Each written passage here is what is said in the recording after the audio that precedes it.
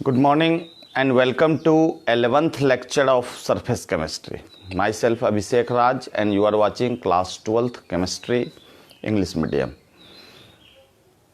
So we are talking about the preparation of colloids. Three main methods for the preparation of colloids. First, that is chemical method.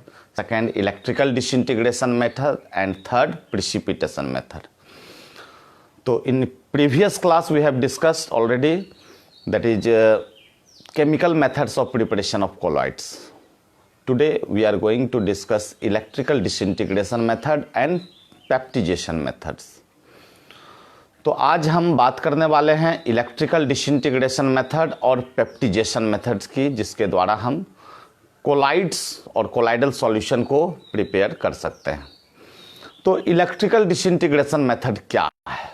इसे हम ब्रेडिग्स arc method भी कहते हैं, क्योंकि इस method में जिस मेटल का हम कोलाइडल सॉल्ट तैयार कर रहे हैं, हम देखते हैं कि उसे एज ए इलेक्ट्रोड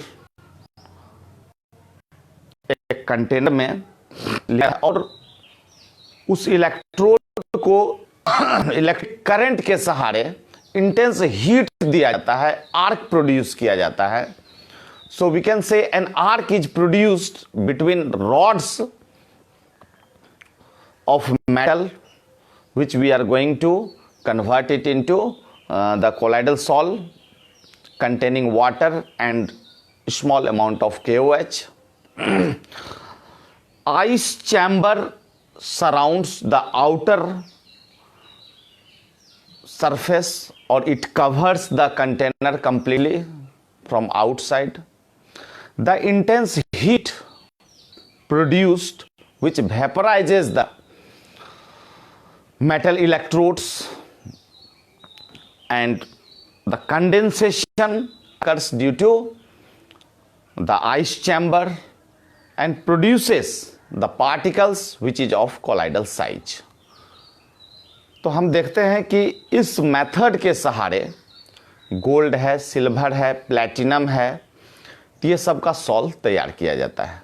तो हम हेडिंग करने जा रहे हैं इलेक्ट्रिकल डिसइंटीग्रेशन मेथड और ब्रेडिग आर्क मेथड. तो ये सेकेंड मेथड होगा मेरा, इलेक्ट्रिकल डिसइंटीग्रेशन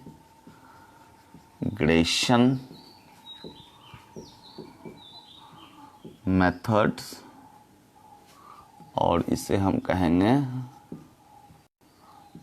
ब्रेडिग आर्क मेथड. तो एक डायग्राम पहले हम बना लेते हैं और इजीली हम इसे समझ पाएंगे. ये मेरा कंटेनर है और इसमें हम मेटल इलेक्ट्रोड, जिसका कोलाइडल सॉल्ट हम तैयार करने जा रहे हैं.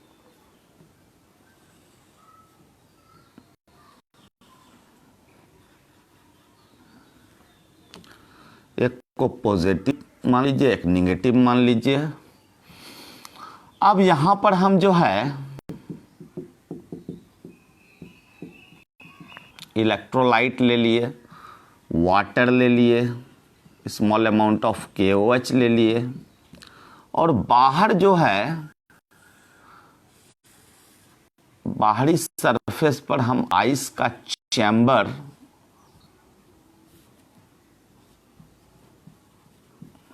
वाटर KOH के द्वारा हम इसे कवर कर दिए.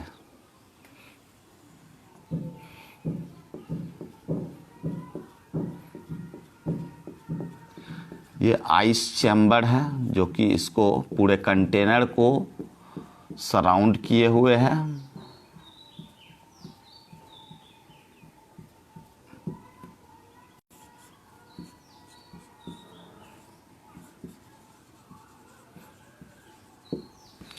अब जो इंटेंस हीट प्रोड्यूस होगा ड्यू टू इलेक्ट्रिकल सप्लाई, तो ये वेपराइज होगा. और जो वेपराइज होगा, चूंकि ये पूरा कवर्ड है, तो फिर कंडेंसेशन होगा, और कंडेंसेशन के फलस्वरूप जो पार्टिकल फॉर्म होगा वह कोलाइडल डायमेंशन का पार्टिकल होगा। तो हम लिख सकते हैं कि an arc is produced between rods of metal and electrolyte.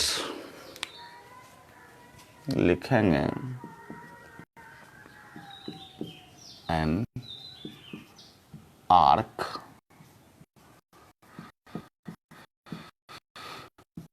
is produced between metal electrode and electrolyte. लिखेंगे water with small amount of KOH. The outer chamber of ice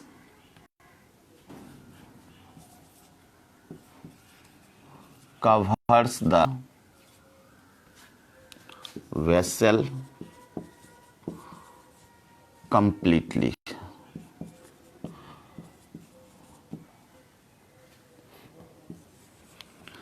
Due to intense heat produced by electrical arc,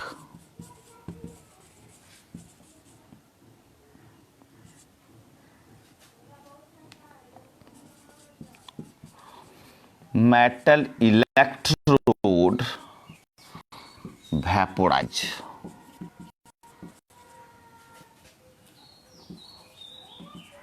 Vaporizes and it undergo condensation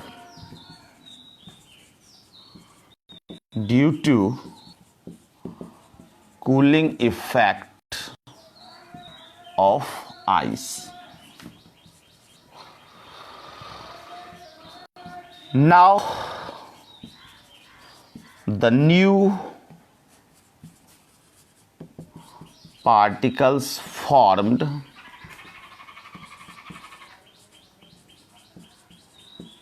are of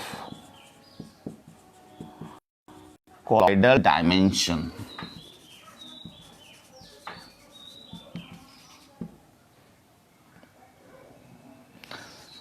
example में हम लोग लिख सकते हैं gold, silver, platinum, shawl.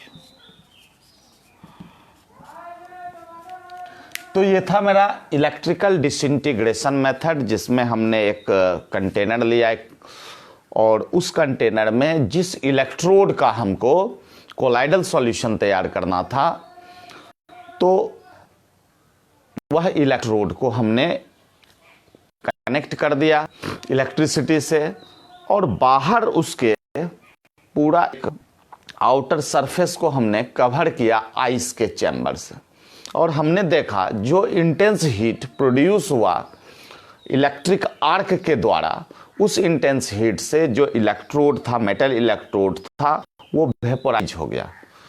लेकिन बाहर cover था मेरा आइस चैम्बर से, तो उस कंडेंसेशन के फलस्वरूप पुनः हम जो पार्टिकल फॉर्म्ड हुआ जिसके कारण, तो वो पार्टिकल का साइज कोलाइडल डायमेंशन का था, मतलब कोलाइड्स के पार्टिकल का साइज था। तो इस प्रकार से हम कोलाइड्स को फॉर्म कर सकते हैं। इस मेथड को अप्लाई करके हम गोल्ड, सिल्वर, प्लैटिनम ये सब के सॉल को तैयार कर सकते हैं। तो ये था मेरा दूसरा मेथड, इलेक्ट्रिकल डिसइंटीग्रेशन मेथड। अब तीसरे मेथड की बात कर रहे हैं, पेप्टिजेशन मेथड। ये पेप्टिजेशन मेथड जो है, ये भी बहुत इंपॉर्टेंट मेथड है, क्योंकि हम देखते हैं कि प्रिसिपिटेशन रिएक्शन के फलस्वरूप जो प्रिसिपिटेट होता है वह रिएक्शन मिक्सचर में in solution as a solid वो नीचे जो है कलेक्ट हम कर सकते हैं उसे।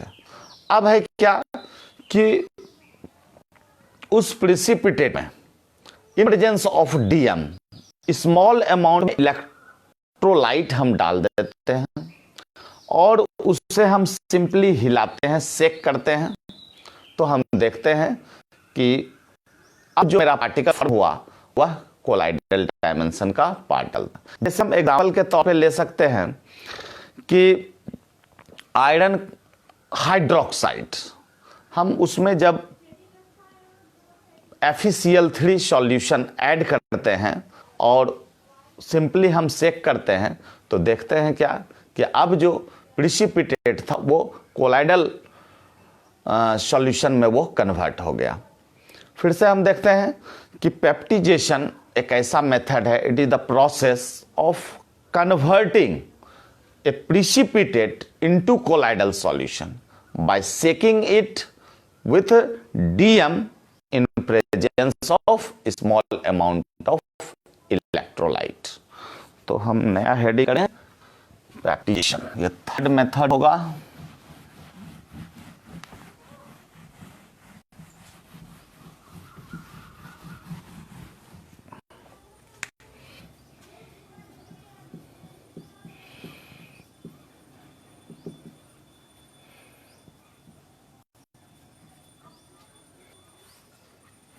लिखेंगे in this method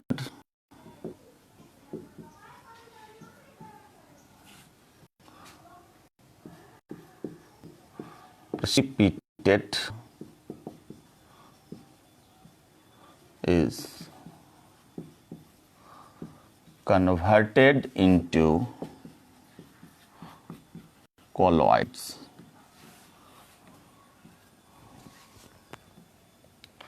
when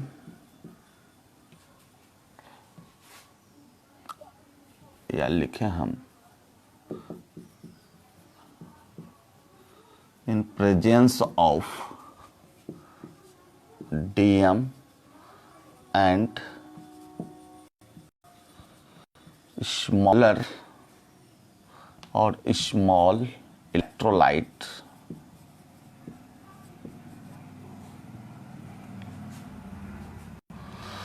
in this method precipitate is converted into colloid in presence of DM and small electrolyte by simply shaking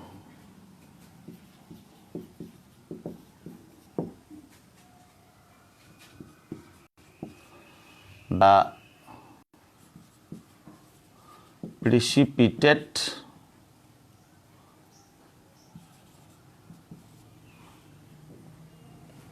breaks and form new particle of colloidal dimension।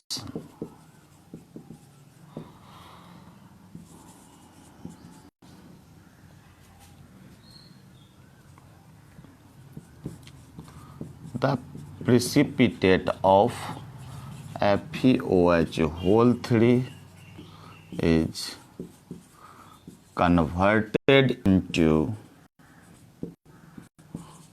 colloids by mixing it with DM and small amount of FeCl3। तो ये मेरा third methods हो गया जिससे कि हम collides बना सकते हैं, पेप्टिजेशन।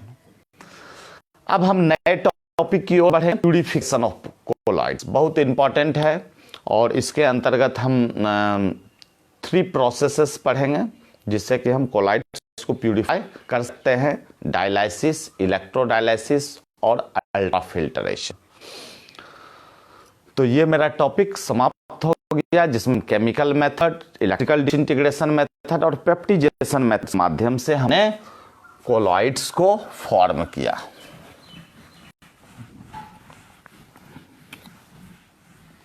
नए टॉपिक को ले रहे हैं हम, प्यूरिफिकेशन ऑफ कोलॉइड्स।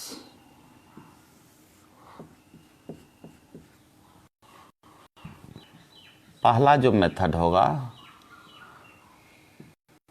डायलाइसिस।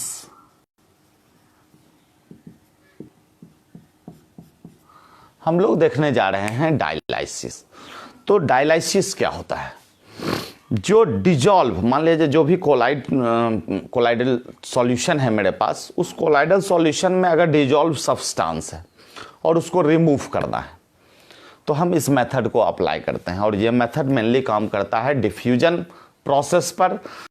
अगर हम किसी सूटेबल मेम्ब्रेन में उसको रखे हुए हैं कोलाइडल सॉल्यूशन को, और अगर हम उसे सस्पेंड करते हैं किसी कंटेनर में और जिसमें कंटिन्यूअस वाटर का फ्लो हो रहा है, तो हम देखते हैं कि जो भी सस्पेंडेड मतलब सीधे कहिए कि जो डिजॉल्व मेरा सब्सटेंस उसमें था कोलाइडल सॉल्यूशन में, वो धीरे धीरे by the process of diffusion वो निकल जाएगा। और चूंकि वाटर है क्या कि कंटिन्यूअसली फ्लो कर रहा है, तो इससे सारा इम्प्यूरिटीज रिमूव हो जाएगा और जो मेरा कोलाइडल सॉल्यूशन है वो प्यूरिफाई हो जाएगा। तो हम पहले डायग्राम देख लेते हैं, फिर स्टेटमेंट की चर्चा करेंगे। डायग्राम मेरा इस प्रकार है, यहाँ बनाते हैं। देखिए, ये एक कंटेनर है और इस कंटेनर में हम क्या देखते हैं कि इधर से वाटर इन हो रहा है और इधर से वाटर आउट हो रहा है। कंटिन्यूअसली वाटर फ्लो कर रहा है। और एक मेरा जो है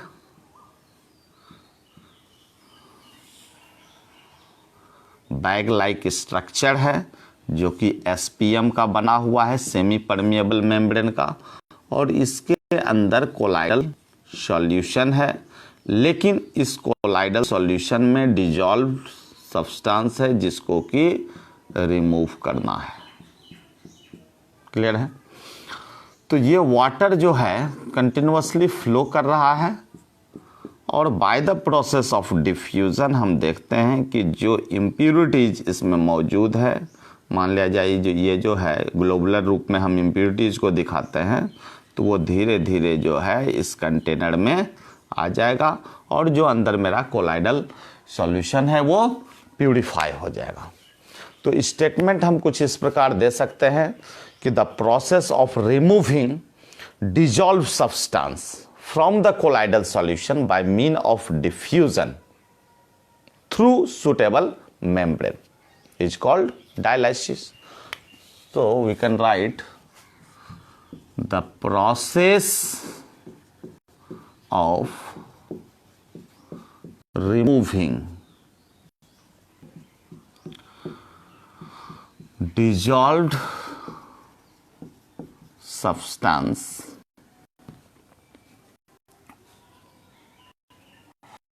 the process of removing dissolved substance from colloidal solution by the process of diffusion और by mean of diffusion लिखिए, by mean of diffusion through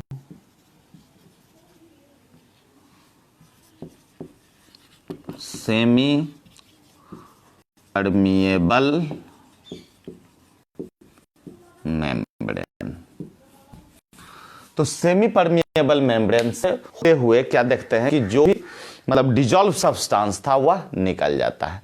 तो इस प्रोसेस में हम ये भी चर्चा कर देते हैं कि एक बैग है और वह बैग बना हुआ है एसपीएम का, और जिसमें कोलाइडल सॉल्यूशन है और उसे सस्पेंड करते हैं एक वेसल में और वाटर जो है कंटिन्यूअसली फ्लो कर रहा है। तो हम लिख सकते हैं कि in this process A bag of suitable membrane containing colloidal solution is suspended, लिखेंगे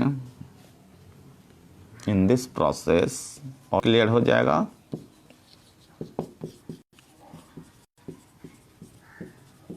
A bag of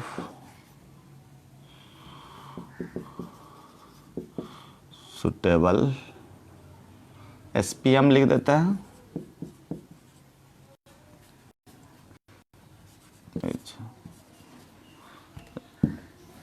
containing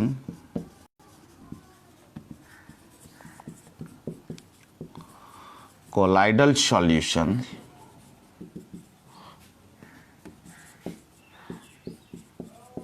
suspended in vessel or container, suspended in vessel, water is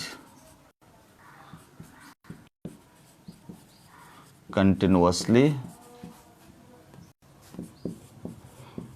flowing through it, and by the process of diffusion the dissolved substance are removed from the colloidal solution। तो हमने dialysis देखा, लेकिन इसका negative effect ये है कि ये जो प्रोसेस है बहुत स्लो होता है, और स्लो है तो बहुत ज़्यादा ये इफेक्टिव हमारे लिए नहीं होगा। अगर हम इसे कन्वर्ट कर दें किस में, तो इलेक्ट्रोडायलाइसिस में, तो हम देखते क्या है कि जो इम्प्यूरिटीज होता है ज़्यादातर उसमें जो है इलेक्ट्रोलाइट्स सब रहते हैं वो चार्ज्ड होते हैं। तो अगर हम इसी डायलाइजर में इलेक्ट्रोड, अपोजिट इलेक्ट्रोड हम जो है सेट कर दें, उसमें फिट कर दें, तो क्या देखते हैं कि जो कोलाइड्स में charge particles as a impurities मौजूद है, वो क्या होगा कि अपोजिट इलेक्ट्रोड्स के टुवार्ड्स माइग्रेट कर जाएंगे, अट्रैक्ट हो जाएंगे, और इस प्रोसेस को थोड़ा फास्ट जो है वो कर पाएंगे। तो इसलिए इससे ज़्यादा बेनिफिशियल होगा डायलाइसिस से कि हम इलेक्ट्रोडायलाइसिस करें। तो इलेक्ट्रोडायलाइसिस है यही मेथड, लेकिन हम उसमें इलेक्ट्रोड को यूज़ किए हैं और इस प्रोसेस को और ज़्यादा फास्ट किए हैं, क्योंकि अंडर इलेक्ट्रिक फील्ड ये प्यूरिफिकेशन का वर्क हो रहा है। तो डायग्राम वही रहेगा, सिर्फ हम चेंज करने जा रहे हैं। यहाँ 2 नंबर कर देंगे, इधर लिखते हैं, और ये हो जाएगा इलेक्ट्रोडायलाइसिस, और मिटा देते हैं।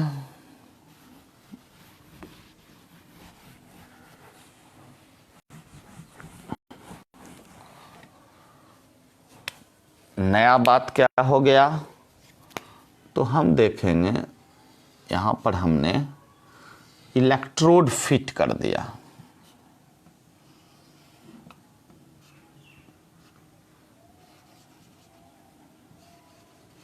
और अंडर इलेक्ट्रिक फील्ड इस प्रोसेस को कंडक्ट करवाया। तो हम देखते हैं कि जो चार्ज पार्टिकल, ये मान लिया जाए निगेटिव इलेक्ट्रोड है, ये पॉजिटिव इलेक्ट्रोड है, तो जो पॉजिटिव पार्टिकल्स होंगे वह जो है इधर की ओर माइग्रेट कर जाएंगे, और जो निगेटिव पार्टिकल्स होंगे वह इधर की ओर अपोजिट इलेक्ट्रोड के टुवार्ड्स वो अट्रैक्ट हो जाएंगे। तो हम लिखेंगे dialysis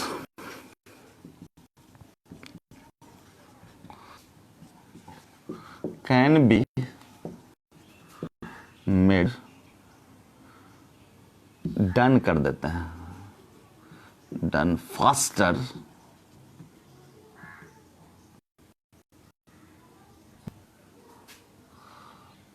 under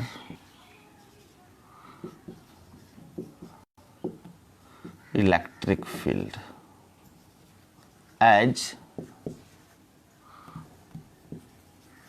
two opposite electrodes are fitted in dialyzer.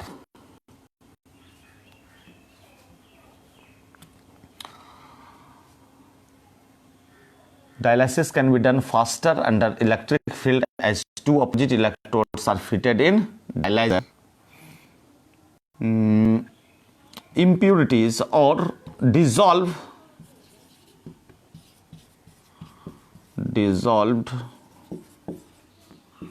substance in colloidal solution containing electrolyte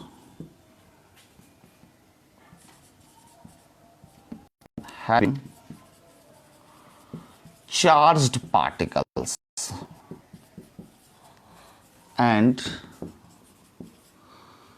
these charged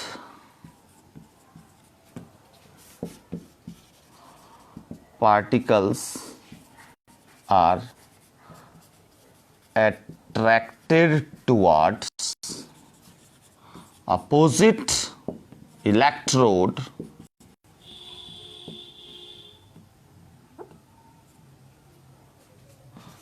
and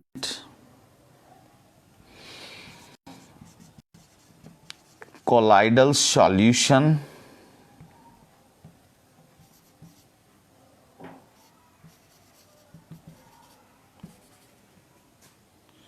is purified. तो purification of colloidal solution can be done by electrodialysis. तो बहुत ही important ये process है. अब हम एक और technique है प्यूरिफिकेशन ऑफ कोलाइड्स में जिसे हम अल्ट्रा फिल्ट्रेशन कहते हैं. तो हमने पहले भी पढ़ा था कि अल्ट्रा फिल्टर पेपर के माध्यम से हम कोलाइडल सॉल्यूशन को फिल्टर कर सकते हैं. दैट मीन्स जो कोलाइडल पार्टिकल है उसे हम अन्य जो पार्टिकल उसमें डिसॉल्व है उससे हम सेपरेट कर सकते हैं. नया हेडिंग हम देने जा रहे हैं अल्ट्रा फिल्ट्रेशन. मिटा देते हैं और ये थर्ड जो है मेरा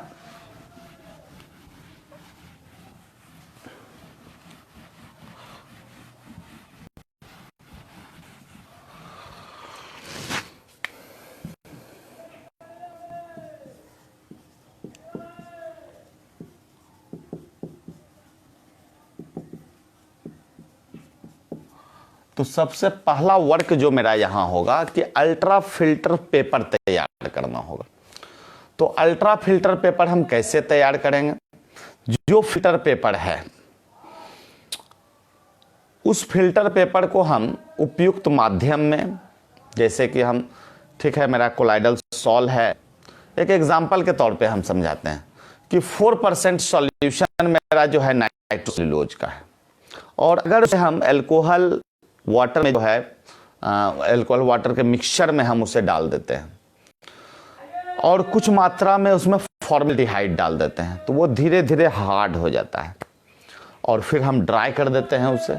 तब जो मेरा फिल्टर पेपर बन गया वो अल्ट्रा फिल्टर पेपर बन गया. और अगर हम इस फिल्टर पेपर को यूज करते हैं, चूंकि this filter paper is permeable to all substance but colloidal particle को जो है यह अपने सरफेस पर मतलब सरफेस से पास नहीं होने देगा एक्सेप्ट कोलाइडल पार्टिकल्स. मतलब ये फिल्टर पेपर ऐसा फिल्टर पेपर है जो सभी सब्सटेंस के लिए परमिएबल है लेकिन कोलाइडल पार्टिकल्स इससे पास नहीं होते हैं. तो इस तरह से हम देख रहे हैं क्या कि जो इम्प्यूरिटीज है उससे सेपरेट हो जाते हैं. तो हम लिखें in this method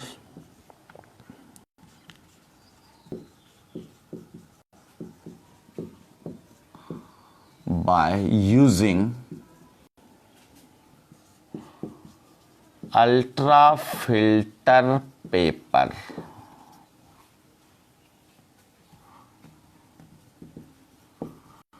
impurities are removed from colloidal solution.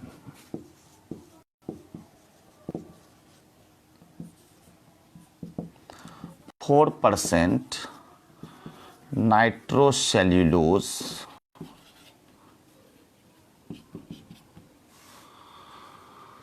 mix in or soak in mixture of alcohol and water. हम इसमें कुछ अमाउंट में ईथर भी लेते हैं and small amount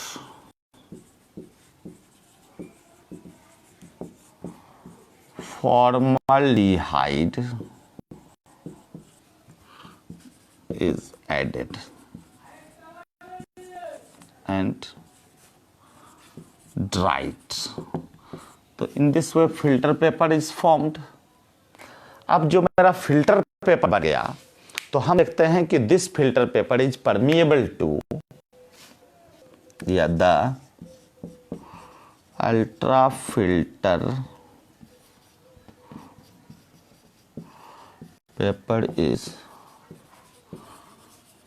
permeable to all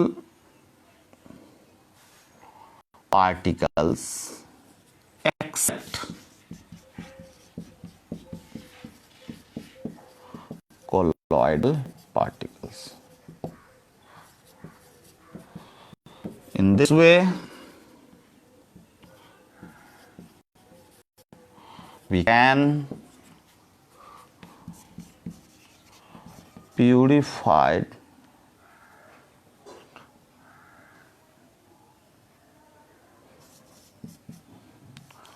colloidal solution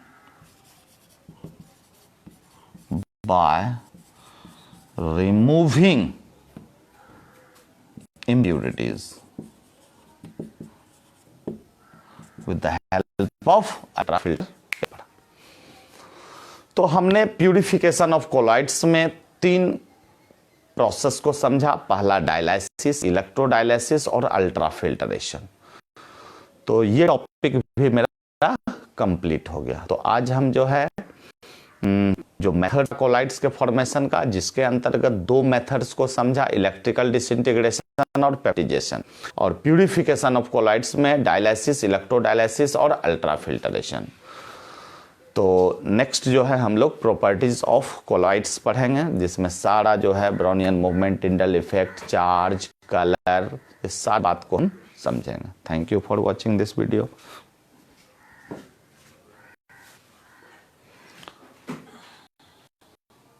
Ram is watching.